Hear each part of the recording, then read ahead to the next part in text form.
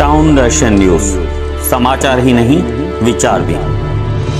भारत सरकार के गृह मंत्री अमित शाह द्वारा आज डॉक्टर बाबा साहेब अम्बेडकर के संदर्भ में वक्तव्य किया गया। इसके चलते देश भर में इसका विरोध हो रहा है। उल्लासनगर कैंप नंबर 4 में डॉक्टर बाबा साहेब अम्बेडकर चौक पर अम्बेडकर अनुयायी एकत्रित हुए। कुछ लोगों के हाथ में डॉक्टर बाबा साहेब अम्बेडकर की प्रतिमा तो कुछ के हाथ में अमित शाह के वक्तव्य के निषेध के पोस्टर थे। यहां गृह मंत्री अमित शाह के निषेधार्थ घोषणाबाजी की गई। यहां लोगों ने कहा, गृह मंत्री अमित शाह माफी मांगे, नहीं तो तीव्र आंदोलन किया जाएगा।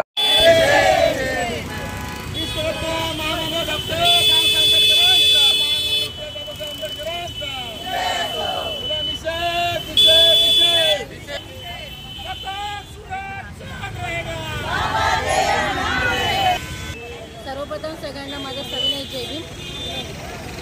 संसदेमध्ये माननीय गृहमंत्री अमित शहा जे संविधानिक पदावरती आहेत, मेन पदावरती आहेत, अशा व्यक्तीकडून विश्वरत्न डॉक्टर बाबासाहेब आंबेडकर घटनाकार या देशाचे घटनाकार आहेत अशा डॉक्टर बाबासाहेब आंबेडकरांबद्दल त्यांनी गैरवक्तव्य असं वापरलेलं आहे आणि एकेरी उल्लेख केलेला आहे।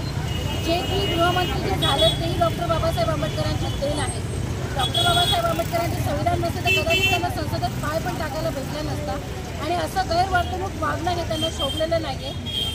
कदाचित त्यांनी त्यांच्या पदाची गरिमा ते विसरलेले दिसतात। आपण काय होतो आणि काय आहोत आणि कोणामुळे आहोत याचा त्यांना विसर पडलेला दिसतो आणि म्हणूनच त्यांच्या तोंडून आज हे वक्तव्य आलेलं आहे। परभणीची घटना ओली असताना, आमच्या समाज बांधवांचा जीव गेलेला असताना त्यांनी असं वक्तव्य वापरणं हे खरोखरच आंबेडकरी समाजाला अजून डिवचण्याचा प्रयत्न चालवलेला आहे। म्हणजे गुन्हेगाराला प्रोटेक्शन आहे आणि ज्यांच्यावरती अन्याय झालेला आहे त्यांना अजून कडक त्यांच्यावरती कारवाई केली जात आहे असा प्रकार सगळीकडे घडत आहे।